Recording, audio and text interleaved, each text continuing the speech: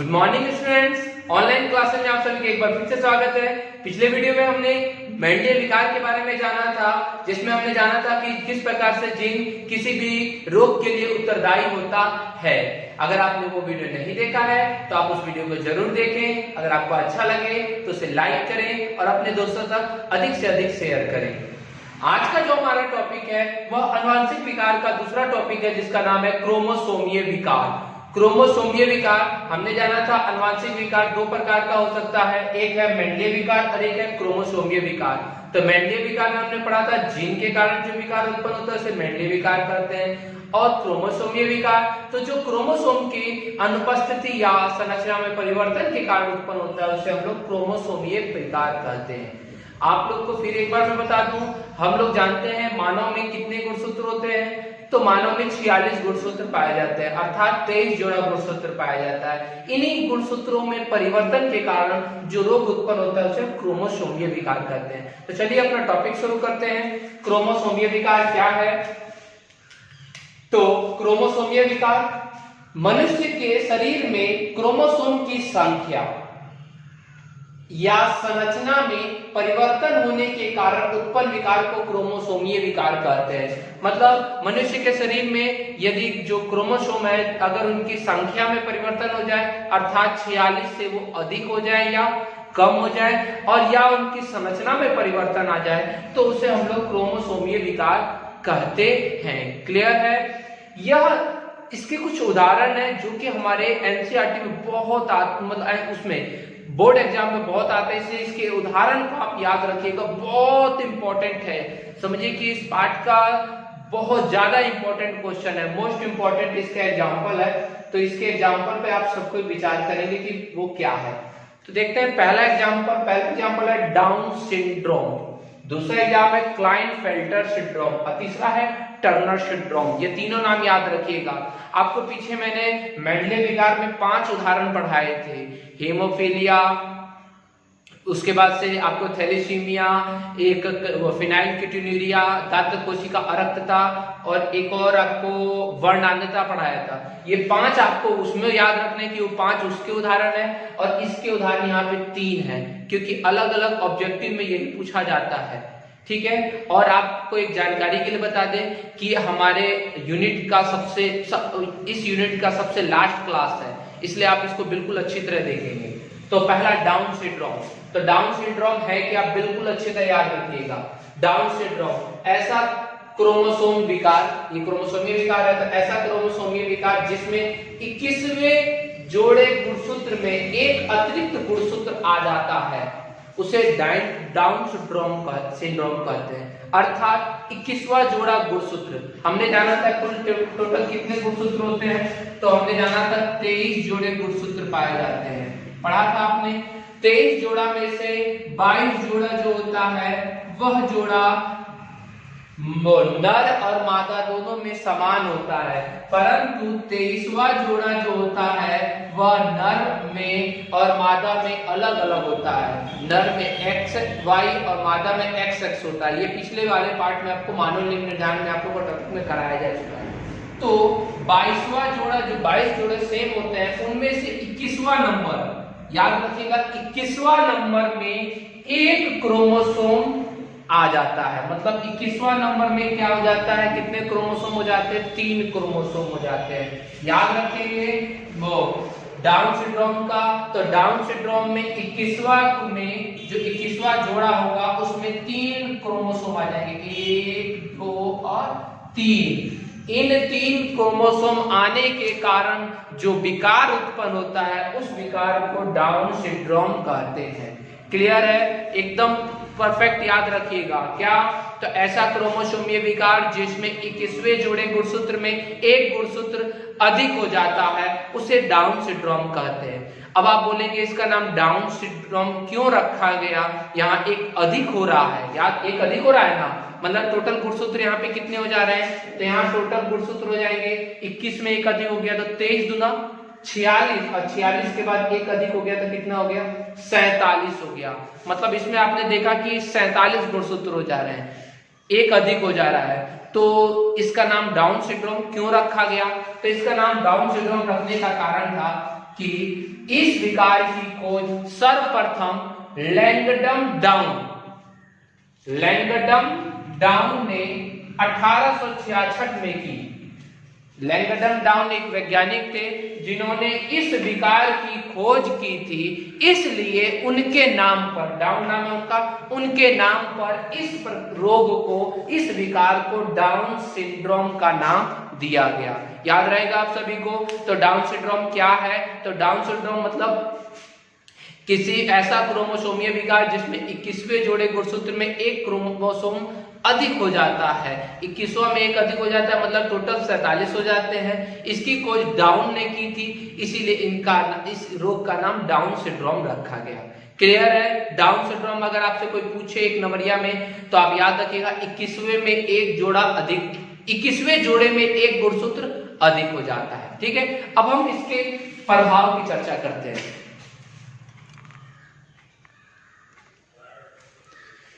इस रोग का हमारे शरीर पे या उस बालक के शरीर पे, जो बालक होने वाला है उसके शरीर पे क्या प्रभाव पड़ता है, तो देखते हैं हम यहाँ पर। इस विकार में बच्चे का कद छोटा, याद रखिएगा बच्चे का कद कैसा हो जाता है? छोटा हो जाता है। जो इस विकार से ग्रसित होता है उसका कद छोटा हो जाता है, छोटा मतलब वो नाटा हो जाता है। सिर गोल, उसका जो सिर होता है गोल हो जाता है।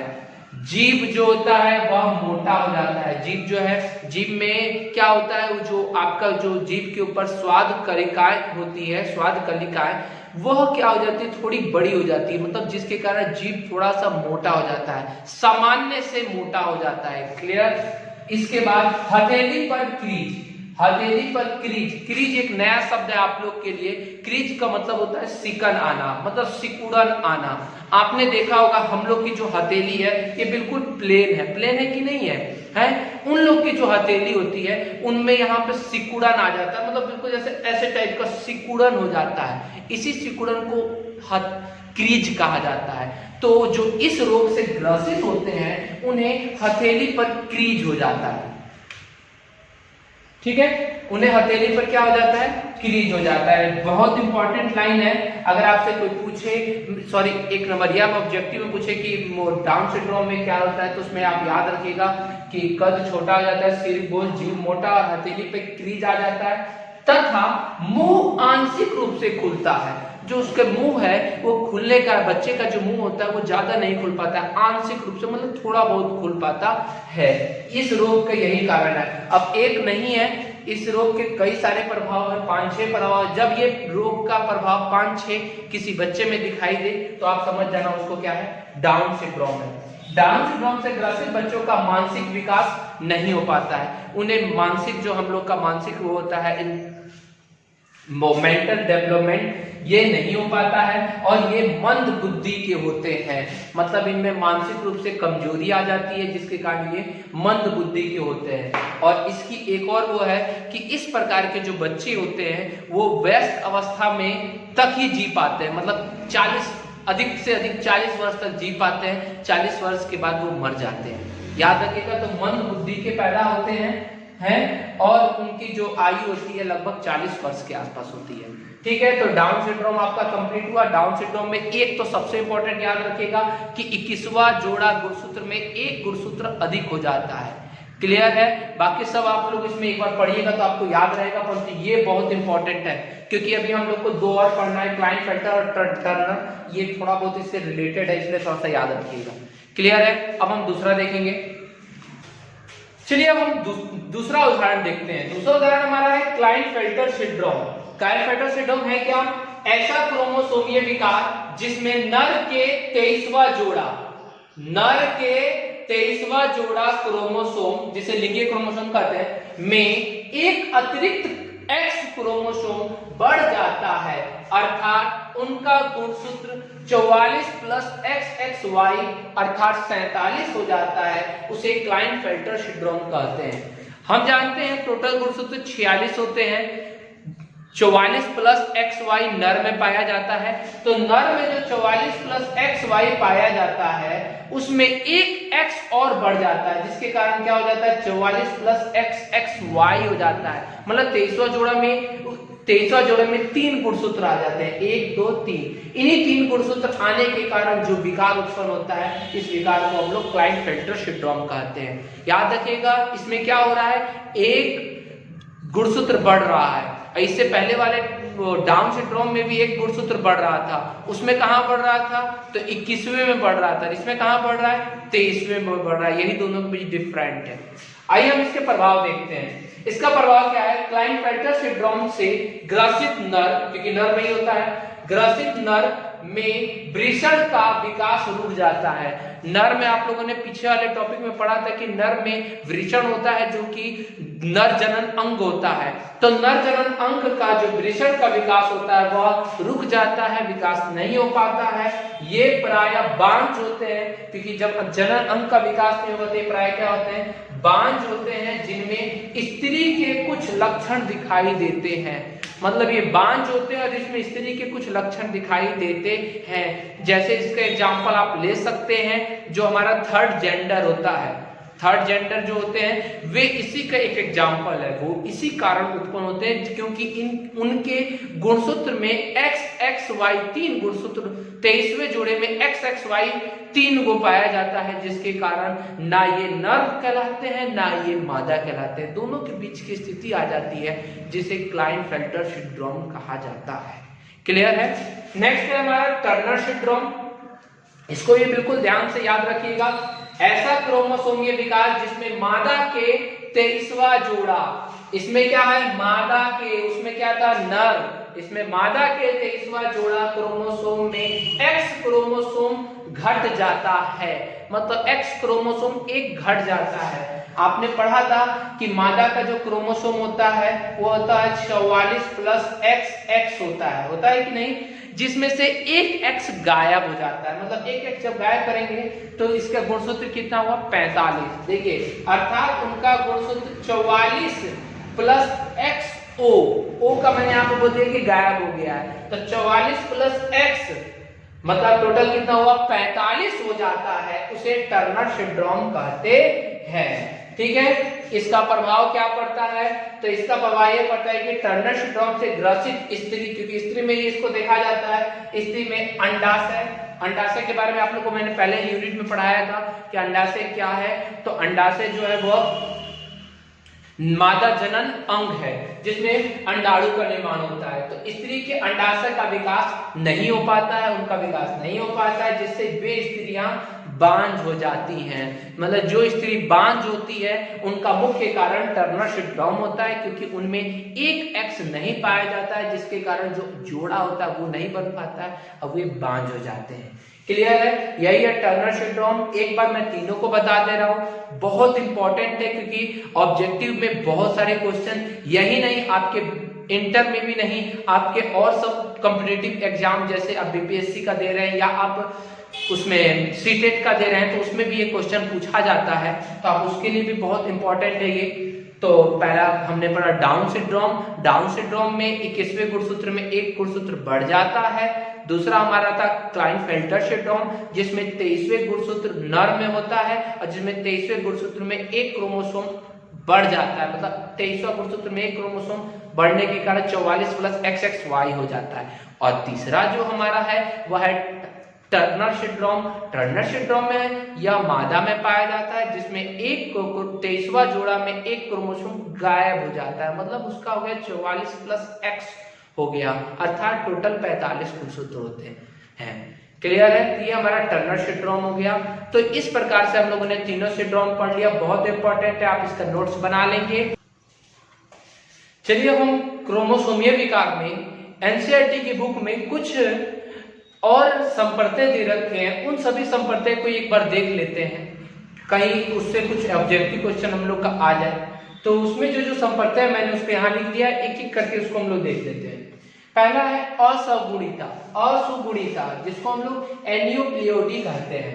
यह क्या है, कोशिका विभाजन के समय एक क्रोमोसोम की कमी, कोशिका विभाजन के समय एक क्रोमोसोम की कमी या अधिकता की अवस्था को, कमी या अधिकता की अवस्था को असुगुणिता कहते हैं। मतलब कि क्या है ये? तो जब कोशिका विभाजन होता है तो उसके पश्चात अगर एक क्रोमोसोम कम हो जाए या एक क्रोमोसोम बढ़ जाए तो इस अवस्था को असुगुणिता कहते हैं। जैसे अभी हम लोगों ने 3 उदाहरण पढ़ा था, टर्नर, क्लाइनफेल्टर और डाउन सिंड्रोम। तो हमारा जो डाउन सिंड्रोम है और जो टर्नर सिंड्रोम है, तो डाउन सिंड्रोम में एक बढ़ जाता है, टर्नर में एक कम हो जाता है। तो ये कमी और अधिकता को दर्शा रहा है कोई एक का, तो हमारा ये दोनों उसका क्या हो जाएगा? एग्जांपल डाउन सिंड्रोम और टर्नर सिंड्रोम। क्लियर है? तो याद रखिएगा, एक कमी या अधिकता को हम लोग असुगुणिता के नाम से जानते हैं। नेक्स्ट, बहुगुणिता। बहु मतलब एक से अधिक। तो क्या होगा? कोशिका में क्रोमोसोम के पूरे समुच्चय का बढ़ जाना। जब कोशिका में पूरे समुच्चय का क्रोमोसोम जितना भी है उसका पूरा डबल हो जाए, बढ़ जाए, तो हमारा वो क्या कहलाता है? बहुगुणिता कहलाता है। परंतु मानव में ये देखने के लिए नहीं मिलता है। ये अवस्था प्रायः पौधे में पाई जाती है। ठीक है, उनके क्रोमोसोम क्या हो जाते हैं? डबल हो जाते हैं। डबल हो जाने का मतलब बहुगुणिता मतलब ज्यादा हो जाना, तो वहां डबल हो जाते हैं, तो वह बहुगुणिता का एक उदाहरण है।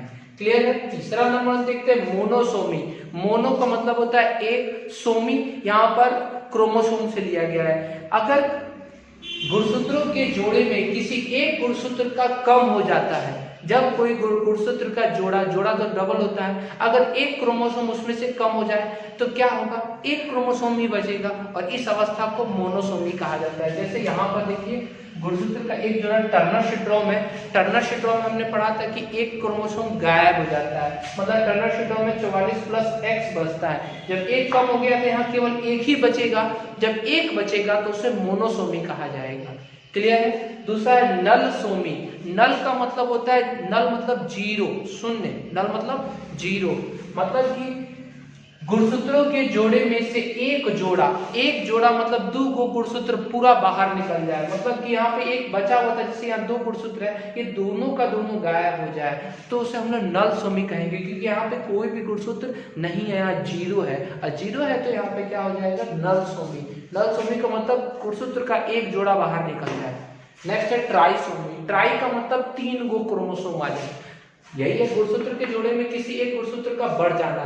जब कोई गुणसूत्र का जोड़ा है, मान लीजिए XX है, तो उसमें एक गुणसूत्र यदि बढ़ जाए, मतलब एक खाली XY है, उसमें एक और बढ़ जाए, X बढ़ जाए, तो क्या होगा? वहां पे 3 गुणसूत्र आ जाएंगे। इसका मतलब ट्राइसोमी का मतलब 3 गुणसूत्र हो जाएगा। जैसे क्लाइनफेल्टर सिंड्रोम इसका उदाहरण है, 44 + XXY होता है, यहाँ पे 3 है, तो ये ट्राइसोमी का उदाहरण है। ठीक है, अब आप बोलिएगा इसका मैंने उदाहरण क्यों नहीं दिया? क्योंकि आपके एनसीईआरटी में इसके उदाहरण नहीं बता रखे हैं, इसलिए मैंने इसको नहीं दिया है। केवल एनसीईआरटी हम लोग बेस चल रहे हैं। Next, tetrasomy. गुणसूत्रों के जोड़े में 2 गुणसूत्र का बना। टेट्रा का मतलब होता है 4। टेट्रा का मतलब होता है 4। अगर यहाँ पर 2 गुणसूत्र है और 2 और बढ़ जाए, मान लीजिए 2 और बढ़ जाए, तो कितना हो जाएगा? 4 गुणसूत्र हो जाएगा। जब 4 गुणसूत्र हो जाएगा तो उसे हम टेट्रासोमी कहेंगे। इसका भी उदाहरण हमारी किताब में नहीं दिया हुआ है। हम लोग को मात्र 3 उदाहरण पढ़ने थे, टर्नर, डाउन और क्लाइनफेल्टर सिंड्रोम, परंतु ये कुछ परिभाषा है जिनको आप लोग एक बार जरूर देख लीजिएगा। ऑब्जेक्टिव क्वेश्चन कहीं से भी आ सकते हैं, कोई उसका लिमिट नहीं होता है, तो आप एक बार इसको जरूर देख लीजिएगा और एनसीईआरटी बुक को फॉलो करते रहिएगा। आज हमने अपने यूनिट को समाप्ति कर दिया है। हमारा 5वां यूनिट बहुत अच्छी तरह समाप्त हुआ है। अगर आपको इसमें किसी भी क्वेश्चन में प्रॉब्लम हो तो आप उसे जरूर पूछेंगे। मेरे से व्हाट्सएप नंबर पे भी कर सकते हैं, या मेरे कमेंट बॉक्स में भी जाकर के आप कुछ भी पूछना हो आप पूछ सकते हैं। ये पाठ आपका समाप्त हो चुका है और आप लोग के लिए इस पाठ से संबंधित कुछ ऑब्जेक्टिव क्वेश्चन की टेस्ट होगा, जो कि 1 से 2 दिन में आप लोग को टेस्ट उपलब्ध करा दिया जाएगा, मेरे द्वारा आप लोग को बता दिया जाएगा। तो आप प्रत्येक दिन आप मेरे सभी वीडियो को एक बार निकाल के जरूर देखेंगे, जिससे आपको ये कंठस्थ रहे। और जब मैं टेस्ट का होगा तो मैं आप लोग को बता दूंगा किस दिन टेस्ट आप लोग का लेना है, जिसमें ऑब्जेक्टिव क्वेश्चन रहेंगे, केवल ऑब्जेक्टिव क्वेश्चन रहेंगे, और वो आपके बोर्ड एग्जाम के लिए बहुत इंपॉर्टेंट। बोर्ड क्या, आपके हर एक एग्जाम, जो भी आप कॉम्पिटिटिव एग्जाम देते हैं उसके लिए मोस्ट इंपॉर्टेंट होगा, तो आप उसका जरूर तैयारी करेंगे और अच्छे से अच्छे अंक प्राप्त करेंगे। और आपको मेरा वीडियो अगर अच्छा लग रहा हो, अगर ये वीडियो अच्छा लगे तो आप अपने दोस्तों तक इसको शेयर करेंगे, और सभी जो वीडियो है उनको लाइक करेंगे और अपने दोस्तों से शेयर करेंगे। और अगर आपने मेरे चैनल को सब्सक्राइब नहीं किया है तो सबसे सब्सक्राइब कर लेंगे। धन्यवाद।